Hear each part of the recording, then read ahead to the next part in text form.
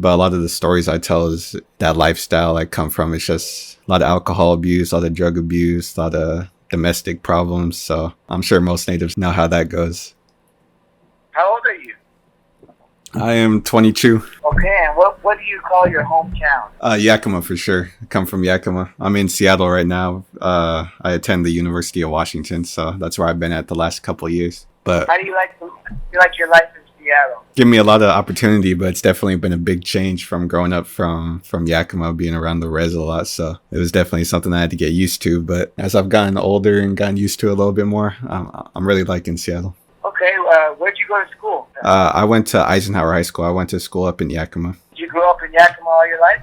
Yeah. What was your childhood like? I grew up with my mom comes from the res on Yakima, but my dad comes from the urban area in Seattle. So, and he's from South Dakota, Rosebud Sioux. But a lot of the stories I tell is that lifestyle I come from. It's just a lot of alcohol abuse, a lot of drug abuse, a lot of domestic problems. So kind of grew up in a dysfunctional household for a while. You know, I'm sure most natives know how that goes. Yeah, unfortunately, I think you're right. They do, and if you're not directly affected by it, you have to struggle to understand when other family or other close friends go through it. So it ends up becoming where we're all affected by it. Yeah. And what were some of the things that you were into as a kid that made you happy, though? I grew up playing basketball my whole life, so I always thought that was what I wanted to do. But the reason I love basketball so much was just because I felt like I had creative freedom. I could just play the game however I wanted to, which leads into my filmmaking journey that I'm on now. I thought I loved basketball, but I really just loved the freedom of creativity that I had in it. As I got older, I kind of stepped away from the game of basketball and then found photography, which is something I also enjoyed growing up. And then I just loved watching movies. I feel like all kinds of natives love watching movies. Grew up playing lots of video games, so there were a few different things that led me to film. But basketball, photography, and video games, those were all huge parts of my growing up as a kid. Okay, and it's funny you say that because it feels like in Native American communities, we just feel like we inherited this love of the game. Even so, like a native team, we joke about it. You're gonna have 3 guys that know how to play, a little brother that's way too young, and some guy who's not very good. Yeah, yeah. Funny like that, but that's spot on. I coach out at White Swan. We've been in those situations because of COVID or ineligibilities, and we laugh. And some kid will not even be ready. Will say, "Hey, you're gonna play. Come on." So, what were some of your favorite movies as a kid, or movies that you think about to your teenage years and say that movie? Maybe it didn't inspire you, but you just loved it. What were some movies that? I grew up with a lot of native movies. I grew up watching Smoke Signals, Dance Me Outside. One of my favorites, I don't think it's as popular, but it's called Skins, and it takes place on the Pine Ridge Reservation. That's one of my favorites of all time. I grew up being a huge Star Wars fan, just growing up loving all the classic movies. But I think one of the biggest movies that inspired me to get into movie making was Black Panther, which came out when I was in high school. It came out when I was a senior back in 2018. And when that movie was coming out and I saw how Black Panther was like affecting the black community, and I just saw videos of little black kids getting super excited to watch a black superhero, it kind of inspired me to want to try to do the same thing for natives. And so Black Panther was a huge inspiration for me as I got older. I think the authenticity of Skin, something that stands out for me, just to have the balls to have the authenticity of what an Indian really would say stood out to me. I really like that one. Yeah, that's a real good movie. Powell Highway is another one that's another one of my favorites. Used to love that movie. If you ask me Powell Highway or Smoke Signals, I have to go Powell Highway because the A. Martinez character, Buddy Redbow, was a fucking badass. He wasn't a geek. He wasn't a nerd. Like, I appreciate the Thomas builds the fire. I mean, it's funny, it's cool, but I wanted to be Buddy Redbow, you know? That motherfucker was the best. Okay, back to your story. When was it that you decided that you wanted to take film serious enough to start creating your own content? When I got into high school, I kind of fell into photography. When I was entering high school, I started to slowly lose my love for basketball, and so I started to just not enjoy it anymore. Started searching for clubs, and I found myself in photography. And at my school, Eisenhower, they had a great photography teacher. He's still a huge mentor to me today, and he kind of taught me everything I know about camera work. And then once I started just diving deep into like who I am, my culture, getting inspiration from movies like Black Panther, as I was getting ready to leave for college, I had a change of heart because originally I wanted to be a teacher. I wanted to work at like a tribal school and try to help Native kids, just being a cool teacher. With photography and getting inspiration, I thought my path would be more so film. And so as I left for UW back in 2018, I was just all in on film, and that's when I started, and I've been making films ever since. So the courses that you take at UW are for film and stuff? Yeah, I'm majoring in cinema and media studies. That's amazing. That's pretty cool, man. So what are some of the things that they opened your eyes up to, being a kid from Yakima who had some experience, but not a whole lot? I think the biggest thing from going to UW was just opening my eyes up to so many different cultures when it comes to film. Like I took a few classes that was just all on Asian movies, or just all on like European movies, and I've never heard of this stuff. I just grew up around Native movies. Of course, I watched some Jackie Chan movies and stuff like that, but just really opening my eyes to how universal movies are. Like every single culture loves movies, but at the same time, a lot of my growth in film just all came from me. A lot of my film classes, they teach me a lot, but where I've learned the most is just kind of going out of my way to just do it, to just go out and make my own movie. But it's just a combination of both. So just learning how big the world is has really helped me moving out here.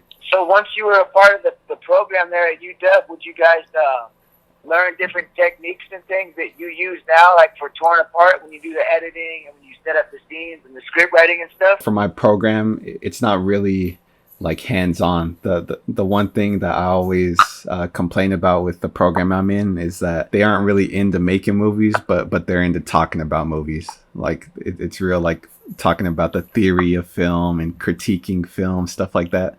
And that type of stuff I'm not really into. I just like to make movies. And so a lot of the technique that I've learned has just been on my own.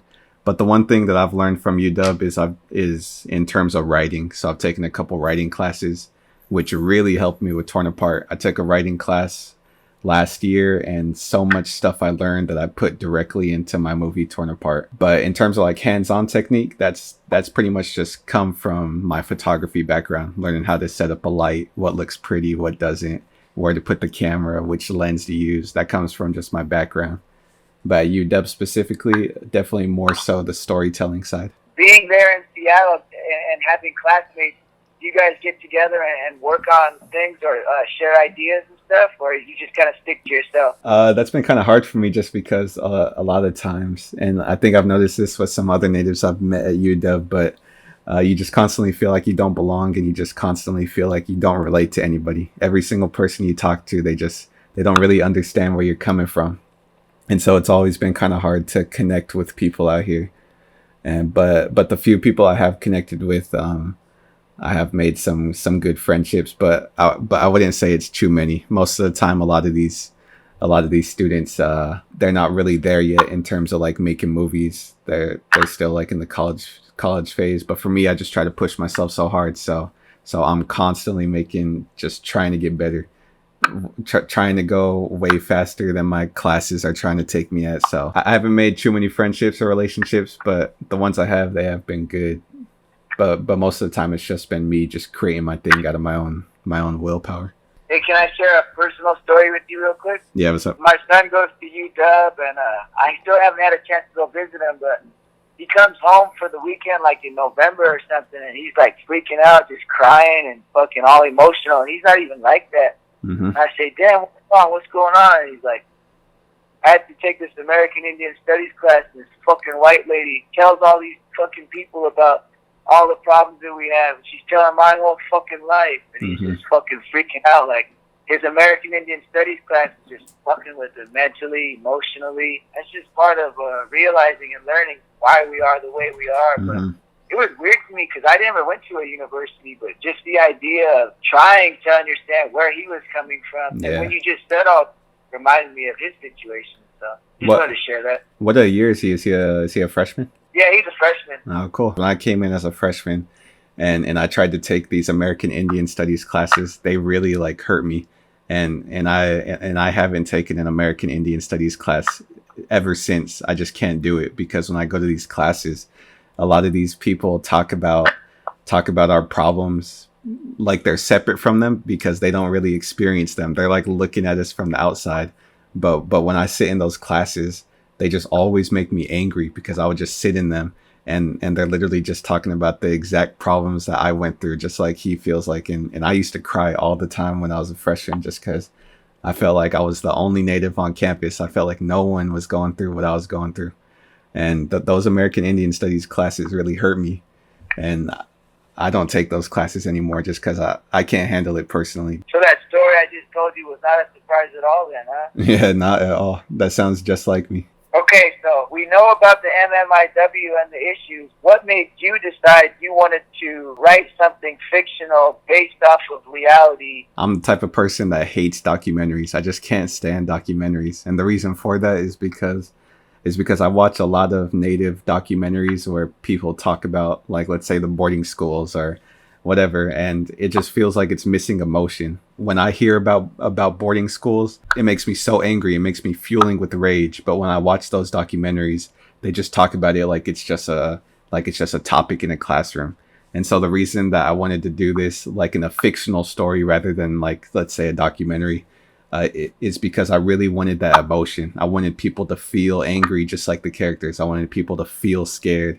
But most of all, the story just came from trying to find strength. I wanted this movie to empower natives. We can protect ourselves, that we can protect each other. And that's really where it came from, because I feel like a lot of natives, where we come from on the res, it doesn't create strength, it creates weakness. I feel like a lot of where we come from creates weakness. And I wanted this movie to instead create strength. I like how you told the story the way you wanted to tell it. Mm-hmm. Without having to shy away from anything, whether it was things that made you uncomfortable. Mm-hmm. As you watched it, well, it's supposed to make you uncomfortable seeing that. Like when she's told to take off her clothes, you want to look away. Yep. You want to not see that. The abuse in it, you want to look away. That's the actual reality. Yeah. So I like that you shy away from that. Mm-hmm.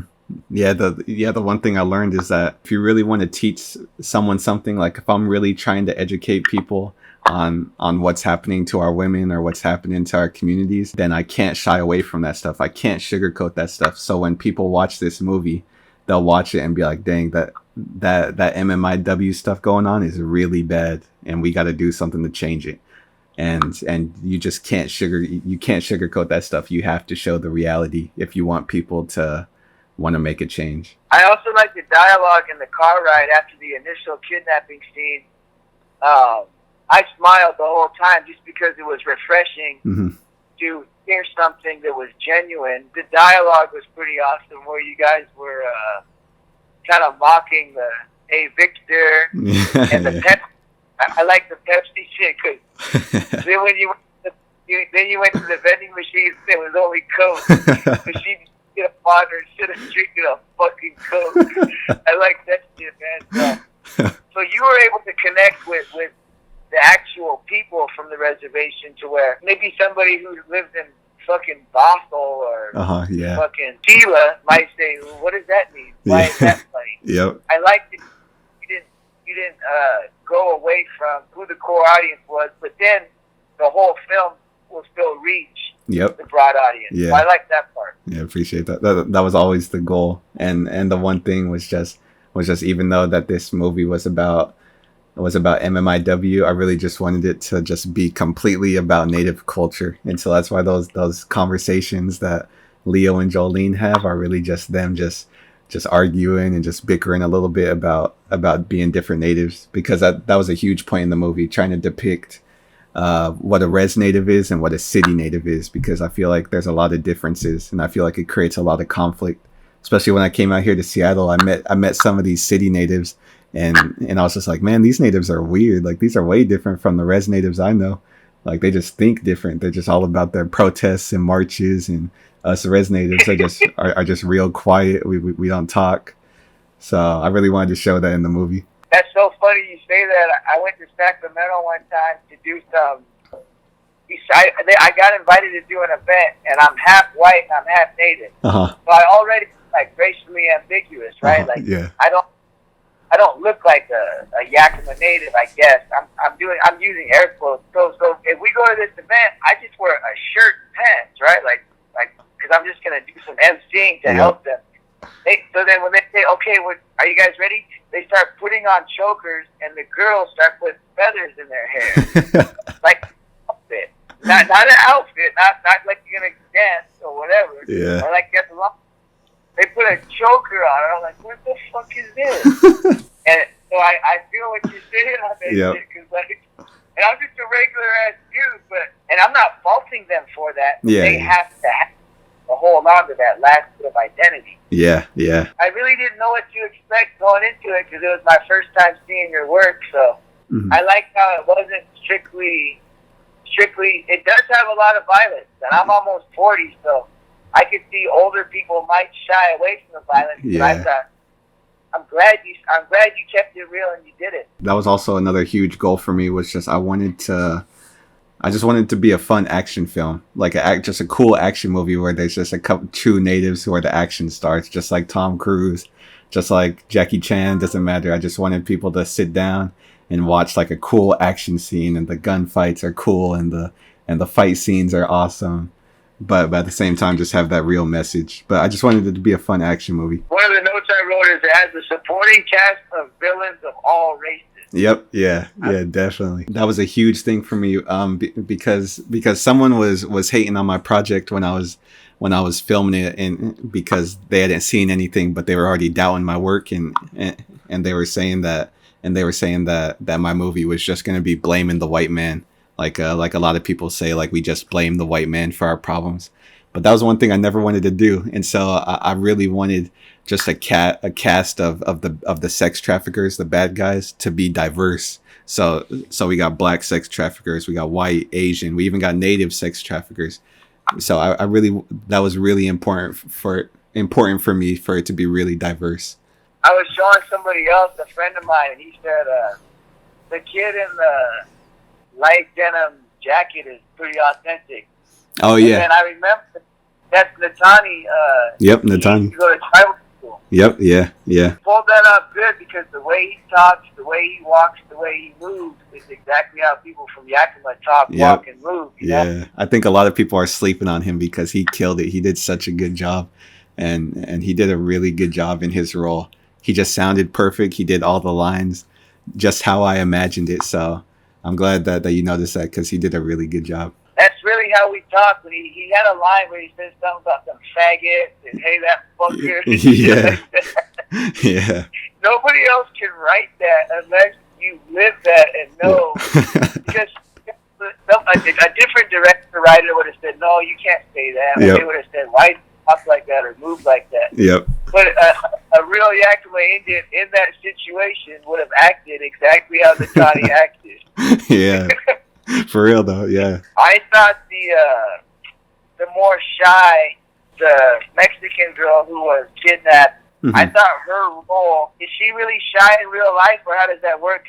Because the way she was able to be subtle was pretty awesome. Yeah. So the character's name is Luna, and the person who plays her name's Yasmin Rodriguez Anaya, and she's my girlfriend. So we're really close. We live together. And so when I was writing the script, I really wanted to create a character that kind of took it farther than just natives. So I really wanted to connect this whole MMIW movement, but also because I knew it happened to other women as well. It's not just natives. It happens to Mexican girls in Mexico. It happens to European girls in Russia or whatever. And so I really wanted everyone to feel a part of it. And that's why I wrote her character in. She did a really good acting in that role, but I really did try to write it around her personality, because she is really shy in real life, and she did a really good job. What was was it a comedy thing, or had you met somebody in your past the way the big buff goon said, Jolene. That's such a funny part. But a lot of those things, I didn't have them written in the script. I think that just goes to show how good everyone was in their role, because they kind of just did that improv. They just thought it'd be funny and they did it.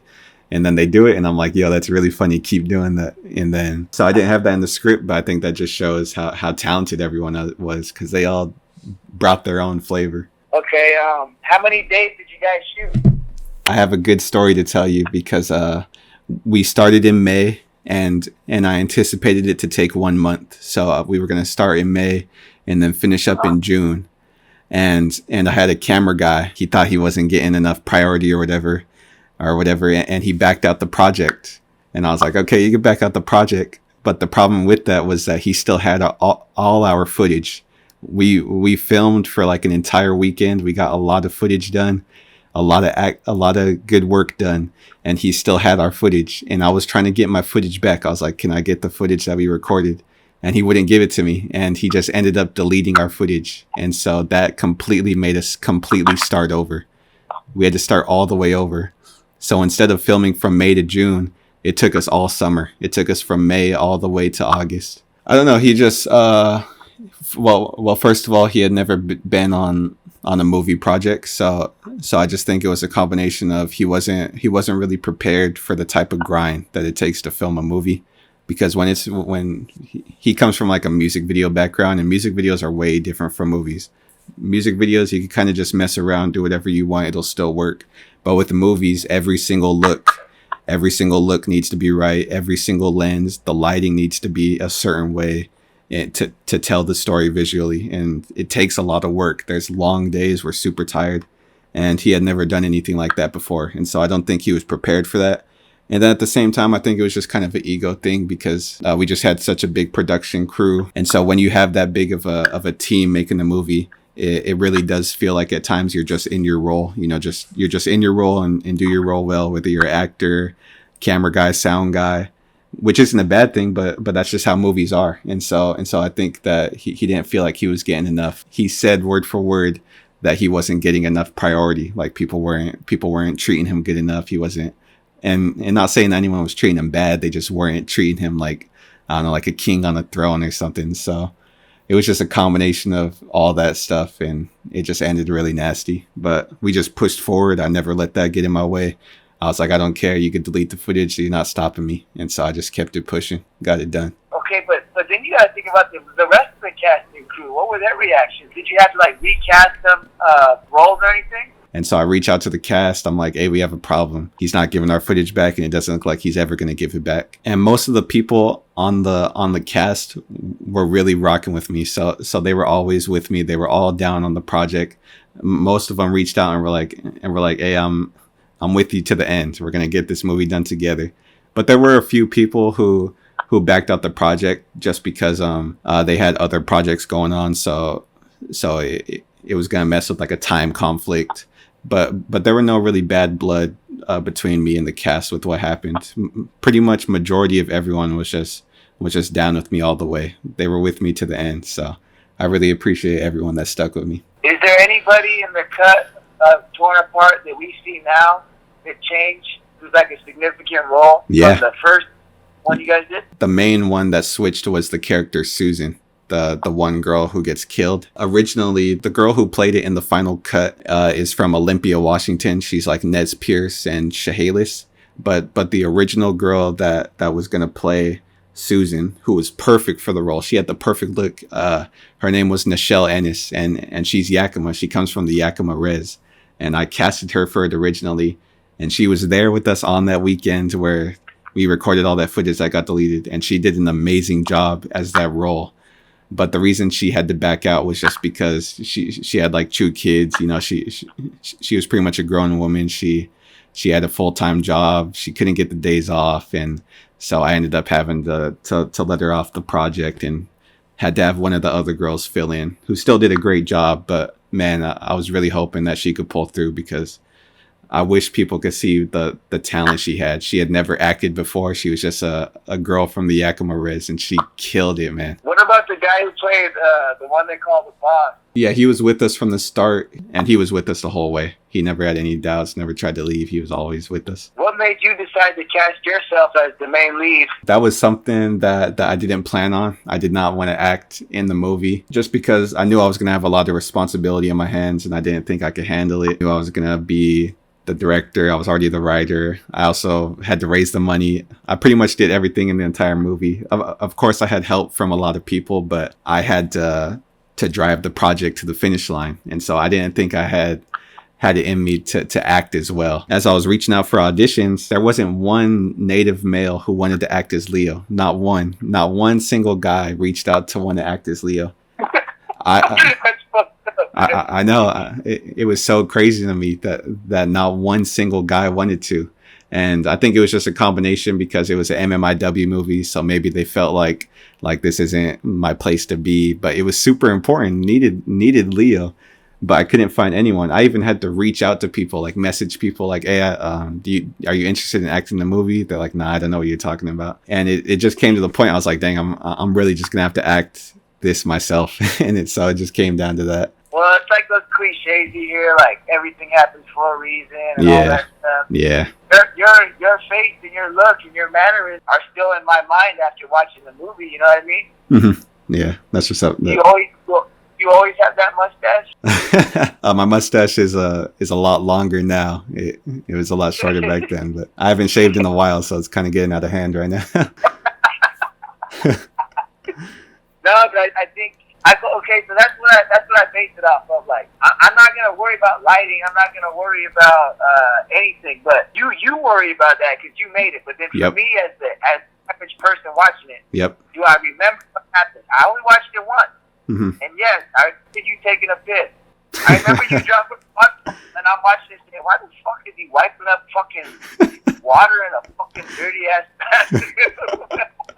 Accomplished, right? If I didn't remember shit, you'd be like, well, maybe I didn't reach you, but I remember this stuff. Yep. Yeah. The thing with Leo and Jolene is I wanted to depict Jolene as a res native and Leo as a city native. And so with Leo, I really wanted him to be kind of like, just like a lot of the city natives I come across, they're kind of like awkward and almost like insecure a little bit just because they probably feel like the only natives out here. So I don't blame them.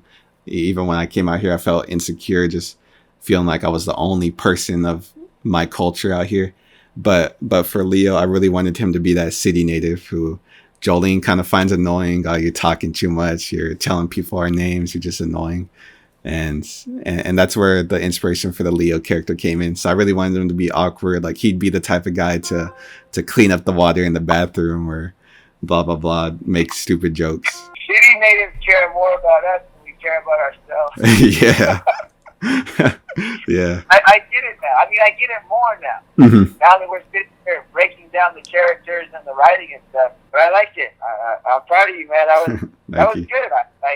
There was one part where she's talking about affection, or you're talking about. Oh, yeah. Talking about. Yeah. Oh, a compliment, affection, and you go take a piss, and you say, "What do you mean a compliment? What do you mean?" Were you kind of into the psychology of relationships as well, or what was that about? So a lot of the dialogue between Leo and Jolene just came from how I see women and men talk in my life. So like, for example, my mom grew up on the Yakama Res, so I consider my mom like a res native. And the thing with her is she does not like affection at all. Like she doesn't like any of that, and not just intimate affection, but even just affection with family members. Like she'll never like come give me a hug or anything like that. We just don't do that type of stuff. And the same thing goes for like a lot of my grandmas and stuff like that. They're not really like the affectionate type. So a lot of that dialogue between the relationships was just kind of depicting how I've seen like women in my life growing up and how they kind of move. Man, we're connecting on these levels because my daughter is 17, and I always say how my 17-year-old is cold. Yep. And so like I hear everything that you're saying. Like a lot of men from the Yakama Reservation are really cold. Yeah. They're not that cold. Hmm. but they can come off like that, you know? Yeah, yeah. That was really important to me. So every line of dialogue, whether it's driving in the car or it's just them talking with each other outside at the rest area, I just wanted it to feel real and just feel like just true natives just driving, going to a rest area. How about the fight scene at the end with you and the boss? Oh, yeah. What was the choreography like, and then how did you decide that you wanted to end it? You mentioned earlier that you wanted to have a real action movie, but go ahead and talk about that a little.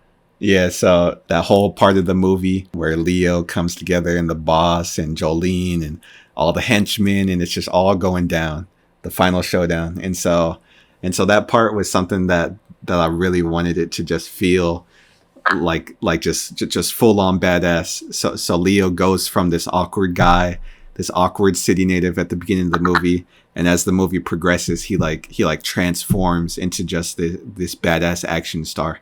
And so when that final showdown comes on, I really wanted some cool action scenes, just some cool gunplay, some cool fist fights, while also keeping the story real, showing like Luna falling down her path, showing the girls trying to escape, Jolene with her dream, always keeping it real, but just wanting it to feel just completely badass.